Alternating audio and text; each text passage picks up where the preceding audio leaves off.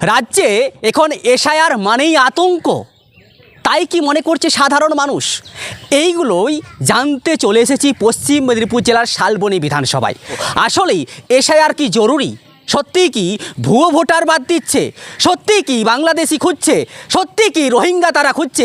আমরা যদি বিহারের চিত্র দেখি, বিহারের খবর দেখি, সে জায়গায় দাঁড়িয়ে প্রায় 47 লক্ষ মানুষের নাম বাদ গেছে, কিন্তু সে জায়গায় দাঁড়িয়ে নির্বাচন কমিশন যা জানিয়েছে শুধুমাত্র 3 জন রোহিঙ্গাকে তারা খুঁজে পেয়েছে।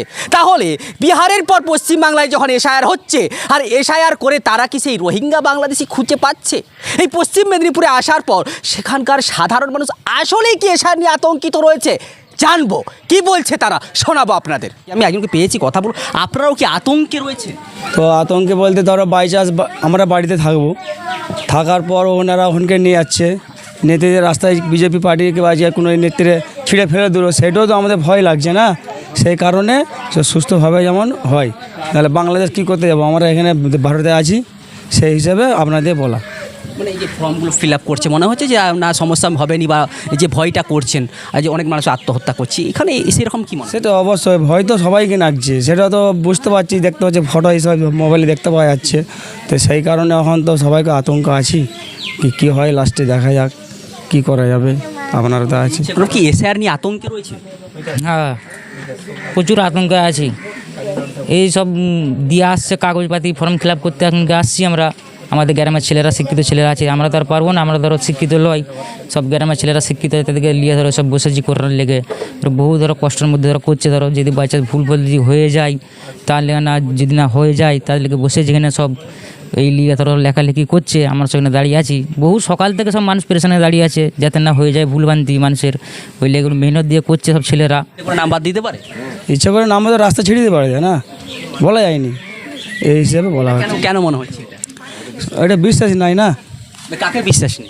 বিজেপি সরকারকে। বিজেপি করছে না, এটা হচ্ছে নির্বাচন কমিশন করছে, তাদেরকে বিশ্বাস করতে পারছেন না? না না না, যা বিহারে দেখেছি কিছু এদিকে কেটে দিয়েছে নাম, সেই হিসাবে আমরা বলছি কথা, বিজেপি সরকার। সেই জন্য আপনারাও আতঙ্কিত? হ্যাঁ, থ্যাংক ইউ।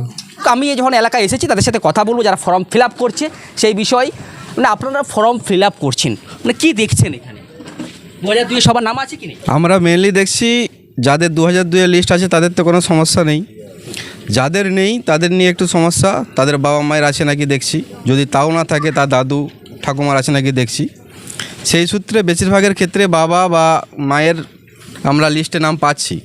সেই সূত্রে তাদেরকে আমরা যতটা সহযোগিতা করার করছি, যে আশ্বাস দিচ্ছি, যেহেতু তোমার বাবা মা বা দাদু ঠাকুমার নাম আছে, তোমাদের কোনো সমস্যা নেই। আমরা ফর্মগুলো খুব যত্ন সহকারে পূরণ করছি টাইম নিয়ে। সকাল থেকে আমরা বসেছি, এইমাত্র 2টি পরিবারে করতে পেরেছি। একটা পরিবারে 6টা মেম্বার আছে, একটা পরিবারে 3টি মেম্বার, মানে 9টা, আর একটা আমরা করেছি অলরেডি, হাতের মধ্যেই আছে, এই যে দেখতেই পাচ্ছেন সেই ফর্ম। এতক্ষণ পর্যন্ত আমরা 10টা লোকের ফর্ম ফিল আপ করতে পেরেছি। তো আমরা টাইম নিয়েই করছি যাতে মানুষের কোনো অসুবিধা না হয়। তো আমাদের মেন উদ্দেশ্য হচ্ছে এলাকার মানুষ সবাই আমরা ছোটো থেকে দেখে আসছি, যাতে কারো ছুট না হয়। এবং আমাদের পার্টির নেতৃত্ব আছে যারা আমাদেরকে বলেছে বারবার ধরে যে তোরা এলাকার শিক্ষিত ছেলে, যদি সুযোগ সুবিধা আমাদেরকে সময় না দিস, ঠিক আছে। তো আমরা তাদের মুখের দিকে চেয়ে এবং পার্টির ভালো, ঠিক আছে, মমতা দিদির উদ্দেশ্যে অনুপ্রেরণায় আমরা এই কাজটা করছি অবশ্যই।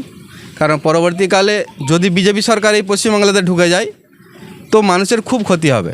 শুধু মুসলমানদের ক্ষতি হবে এমনটা নয়, আমার তো মনে হয় 80% হিন্দুদের বেশি ক্ষতি হবে, ঠিক আছে। কারণ মুসলমানরা এই কাগজ নিয়ে অনেক তৎপরতা, আজ 2 মাস ধরে আমরা এই কাগজ নিয়ে ঘাটাঘাটি করছি, কিন্তু কোনো হিন্দু পরিবারের লোকের আমরা এখনও কাগজ আমরা ঘাটিনি। কি ভয় করছে যে ইচ্ছাকৃতভাবে নাম বাদ দিতে পারে?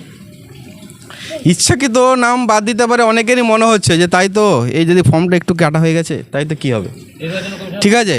তো এই নামটা, যে ফর্মটা তুমি একটু ভুল করে দিলে, এটা কি আমি কেটা হয়ে যাবে? সে তো খুব টেনশনে ভোগ করছে।